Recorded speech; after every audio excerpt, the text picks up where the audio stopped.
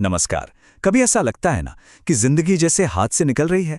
तो आज हम एक कहानी के जरिए यही समझने की कोशिश करेंगे कि जब कुछ भी हमारे हिसाब से ना हो तो मन की शांति कैसे मिले। और ये फीलिंग ये हम सब ने कभी ना कभी महसूस की है, जब लगता है कि यार कुछ भी तो ठीक नहीं हो रहा, चारों तरफ बस निराशा ही निराशा है। तो चलिए मिलते हैं हमारी कहानी के हीरो रितेश से। रितेश, जिसे हर चीज एकदम परफेक्ट चाहिए थी। उसका बस एक ही फंडा था, सब कुछ मेरे हिसाब से होना चाहिए। पर फिर एक दिन ऑफिस में प्रेजेंटेशन बिगड़ गई, बॉस से डांट पड़ गई और बस उसकी तो दुनिया ही हिल गई। वो बस यही सोचता रहा, यार मेरी जिंदगी इतनी उलझी हुई क्यों है, क्यों कुछ भी मेरे कंट्रोल में नहीं है। और ठीक इसी नाउमीदी के पल में रितेश के हाथ लगती है एक किताब। एक ऐसी किताब जो उसके सोचने का, जिंदगी को देखने का पूरा तरीका हमेशा के लिए बदलने वाली थी। किताब के पहले ही पन्ने पर लिखा था, अस्थिरता को अपनाओ। ये समझो कि जिंदगी में सब कुछ टेम्परेरी है, कुछ भी परमानेंट नहीं है। रितेश को यह लाइन पढ़कर बड़ा अजीब लगा। मतलब, जो भी बुरा हो रहा है क्या वो भी बदल जाएगा? इसी बात को समझाने के लिए किताब में एक कहानी थी। एक गांव था जहां सूखा पड़ा था। सब लोग बारिश का इंतजार कर रहे थे। तभी एक साधु आए और बोले, असली दिक्कत ये नहीं है कि बारिश नहीं हो रही, दिक्कत ये है कि तुमने सुख और दुख को परमानेंट मान लिया है। सीधी सी बात है, जब ये समझ आ जाता है कि मुश्किल वक्त भी गुजर जाएगा तो उसका असर अपने आप कम हो जाता है। तो सबसे जरूरी बात क्या है? अस्थिरता, यानी इम्पर्मनेंस। इसका सीधा सा मतलब है कि जैसे दिन के बाद रात आती है, वैसे ही जिंदगी में हर सिचुएशन बदलती है। और पता है, ये बात सिर्फ मुश्किलों पर ही नहीं बल्कि खुशी के पलों पर भी लागू होती है। एक तरह से ये हमें याद दिलाती है कि हर अच्छे पल को जी भर के जी लेना चाहिए। तो चलिए अब देखते हैं कि इस नई सोच को रितेश ने अपनी जिंदगी में उतारा कैसे। उसका पहला आसान सा कदम क्या था? किताब का दूसरा सबक था ग्रैटिट्यूड, यानी आभार। और एक लाइन थी जो रितेश को छू गई। आभार आपकी सोच को क्या नहीं है से हटाकर क्या है पर ले आता है। मतलब, अपना फोकस उन चीजों से हटाओ जो हमारे पास नहीं है और उन पर लगाओ जो हमारे पास हैं। तो रितेश ने एक बहुत सिंपल सी प्रैक्टिस शुरू की। वो रोज डायरी में 3 ऐसी चीजें लिखने लगा जिनके लिए वो थैंकफुल था। जैसे अपनी नौकरी के लिए, अपने परिवार के लिए। और कमाल की बात तो ये है कि एक दिन ट्रैफिक जैम में फंसकर भी उसने सोचा, चलो शुक्र है मेरे पास एक अच्छी कार तो है।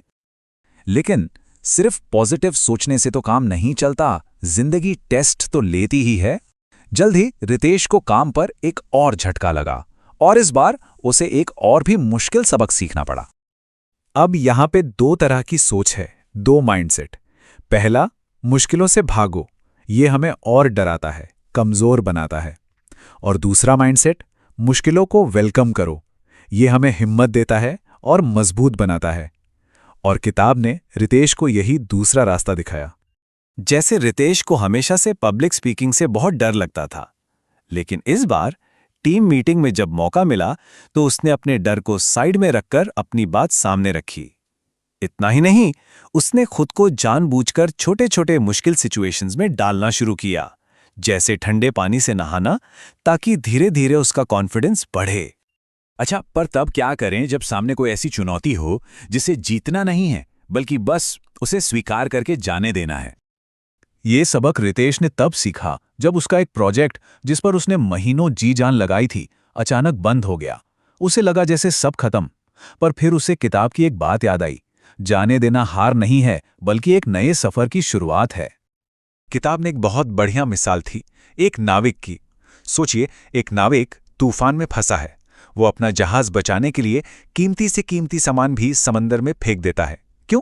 क्योंकि वो जानता है कि अगर जहाज बच गया तो सामान तो दोबारा कमाया जा सकता है। कभी कभी आगे बढ़ने के लिए कुछ चीजों को छोड़ना, यही सबसे बड़ी समझदारी होती है। तो जाने देना सीखने के बाद रितेश अब एक और भी गहरी बात समझने के लिए तैयार था। और वो बात थी, मुश्किलों को देखने का अपना पूरा नजरिया ही बदल देना। इसके लिए भी किताब में कहानी थी। एक राजा ने सड़क के बीचों बीच एक बड़ा सा पत्थर रखवा दिया। सब लोग आते, शिकायत करते और साइड से निकल जाते। पर एक किसान रुका, उसने मेहनत की और उस पत्थर को हटा दिया। और जानते हैं पत्थर के नीचे क्या था? सोने से भरी एक थैली। कहानी का मैसेज एकदम साफ है, हर मुश्किल के पीछे एक मौका, एक इनाम छिपा होता है, बस उसे ढूंढने की हिम्मत होनी चाहिए। और इसी सबक को रितेश ने अपने नए प्रोजेक्ट में अपनाया। अब जब भी टीम में कोई झगड़ा या बहस होती तो वो उसे प्रॉब्लम की तरह नहीं देखता था, बल्कि एक मौका समझता था, एक बेहतर सॉल्यूशन ढूंढने का। हर मुश्किल असल में उसे और उसकी टीम को और ज्यादा मजबूत बना रही थी। तो रितेश का ये जो ट्रांसफॉर्मेशन था वो अब लगभग पूरा हो चुका था, और ये उसे अपने सफर के आखिरी और शायद सबसे गहरे सबक की ओर ले गया। किताब का आखिरी सबक था, ज्ञान तभी पूरा होता है जब वो दूसरों के काम आए। और जब रितेश ने अपनी ये पूरी कहानी अपने एक परेशान दोस्त को सुनाई, उसकी मदद की, तब जाकर उसे अपने इस पूरे सफर का असली मतलब समझ आया। तो ये थे वो 6 कदम जिन्होंने रितेश को पूरी तरह से बदल दिया। वो एक ऐसे इंसान से जो जिंदगी की परेशानियों से घिरा रहता था, अब एक ऐसा इंसान बन चुका था जो हर चुनौती में एक सीख, एक मौका ढूंढता है। और ये कहानी हमें भी सोचने पर मजबूर करती है ना, कि हमारी जिंदगी में ऐसी कौन सी चुनौती है जो शायद मुश्किल नहीं बल्कि भेस बदल कर आया एक मौका हो।